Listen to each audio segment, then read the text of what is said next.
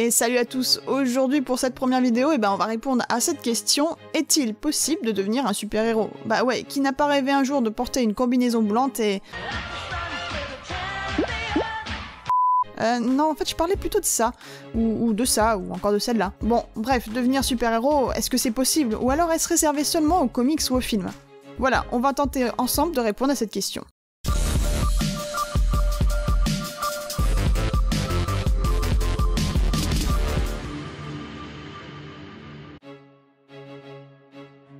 Alors quand on parle de super-héros, on pense direct à super-pouvoir ou facultés extraordinaires. Et c'est vrai que ce genre de don, ça court pas les rues. Pour certains donc, la question n'a pas lieu d'être. Les super-héros, ça n'existe pas, car jusqu'à preuve du contraire, personne aujourd'hui ne peut voler, cracher du feu, ou encore se rendre invisible. Mais avoir des super-pouvoirs, ça donne envie, et d'ailleurs ce désir n'est pas nouveau. Plusieurs d'entre vous connaissent l'histoire d'Icare, tirée de la mythologie grecque. Alors cet homme, qui s'est échappé du labyrinthe du Minotaure, vous savez ce monstre à corps d'homme et à tête de taureau, a confectionné des ailes pour voler. Alors certes, il y est parvenu, mais malheureusement le bougre est allé un peu trop près du soleil, et ses ailes ont cramé. Alors résultat, il s'est évadé, sauf que il est mort. On aurait pu croire que cette histoire aurait découragé certains, mais non, le désir de voler, comme Superman, a toujours été ancré dans l'histoire, et continue d'ailleurs de faire rêver certains. Et ça a été le cas de Franz Reichelt. Alors Franz Reichelt, c'était un couturier qui a eu en 1902 la brillante idée de tester sa combinaison volante en s'élançant de la tour Eiffel. Bon, j'ai dit brillante idée, mais vous vous doutez que c'était ironique.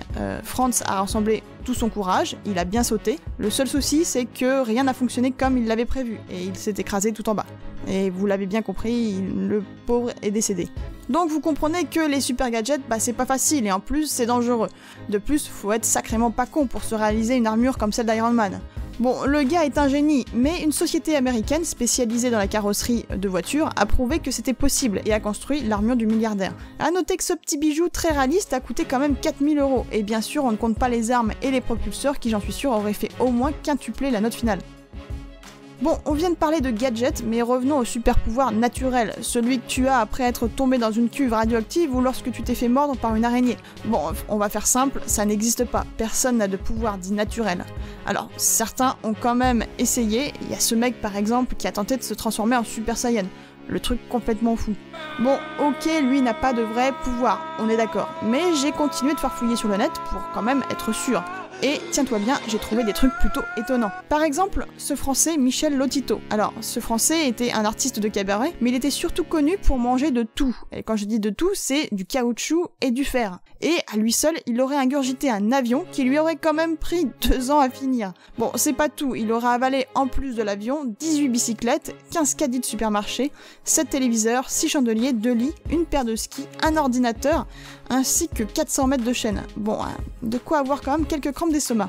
Allez, et pour la route, un petit dernier, on va parler de Liam Hoekstra, un américain né en 2005. Alors, à première vue, Liam est un enfant comme les autres, sauf que rapidement, ses parents découvrent que dans leur salon, il y a un truc qui cloche. Bah ouais, les meubles bougent. Un peu surpris, ils découvrent plus tard que leur enfant, âgé quand même seulement de 3 ans, peut soulever à lui seul les meubles, donc des charges lourdes. Et il peut aussi soulever des haltères, et même faire des flexions pépères. En fait, Liam est porteur d'une mutation génétique rarissime qui affecte sa réceptivité à la myostatine.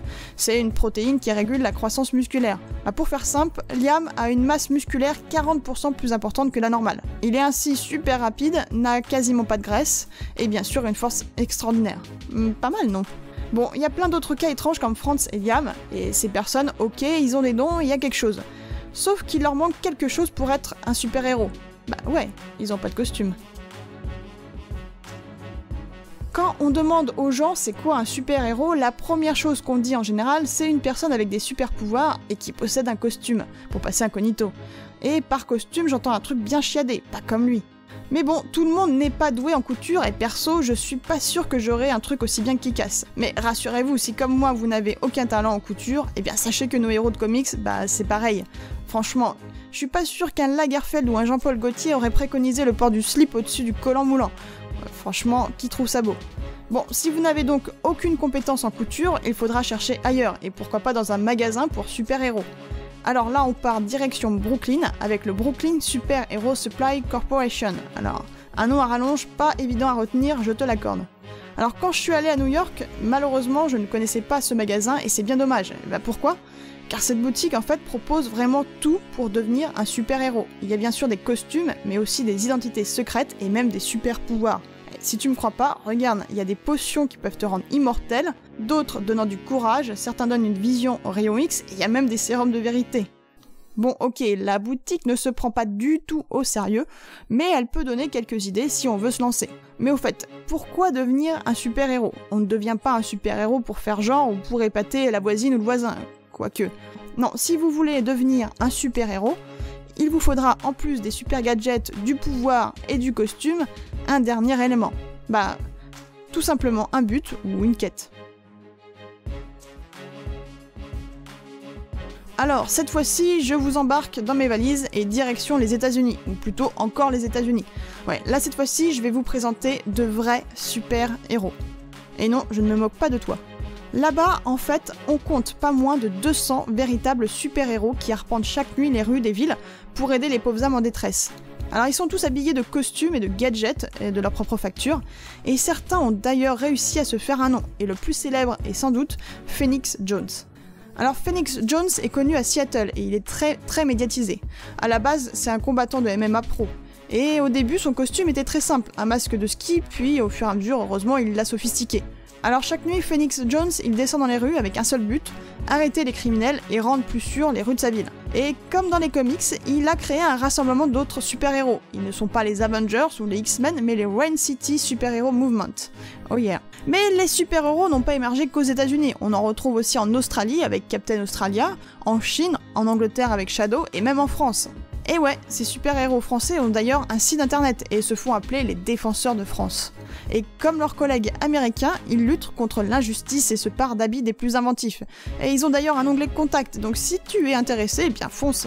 Et sache d'ailleurs qu'il existe un livre qui a été financé sur Ulule en 2012 et qui parle d'eux. Et si ça t'intéresse, bah je mets le lien dans la description.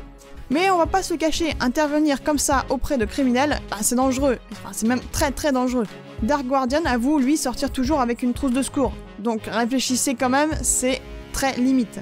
Bon, si vous voulez à tout prix porter cet uniforme moulant et que la foule vous acclame, bah sachez qu'il existe une alternative. Ouais, le catch ou la luchadores. Non, pas conquis. Ouais, c'est vrai, je suis d'accord, c'est un peu de la triche. Vous ne serez pas estampillé vrai super-héros, je vous l'accorde. Dans ce cas, faites comme Thanatos à Vancouver, Nyx à New York, ou bien comme nos défenseurs de la France.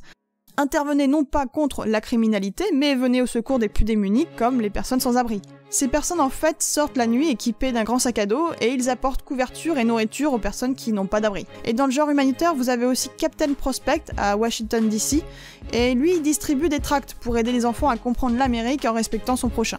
Bon, avec tout ça, je pense qu'on peut répondre enfin à notre question. Est-ce que je peux devenir un super-héros ? Bah, la réponse est simple, oui. Et avec un peu de chance, la foule ne rigolera pas de vous, mais scandera votre nom à chacune de vos apparitions. Bon, par contre, on fait gaffe. Ne partez surtout pas lutter contre les méchants, c'est très dangereux, je vous le déconseille. En fait, faites plutôt de l'humanitaire, ça sera beaucoup mieux. Mais sachez que les héros ne sont pas toujours parés d'une cape ou parés d'un nom sorti tout droit d'une BD. Il en existe bien plus que l'on ne croit. Bon, j'avoue, je me suis dit qu'une petite vidéo avec des chats, ça fait toujours plaisir. Voilà, c'est terminé, j'espère que vous avez aimé cette vidéo, et si c'est le cas, n'hésitez pas à mettre un gros pouce bleu. En attendant, portez-vous bien, et on se dit à très bientôt sur une nouvelle question geek. Allez, salut, ciao.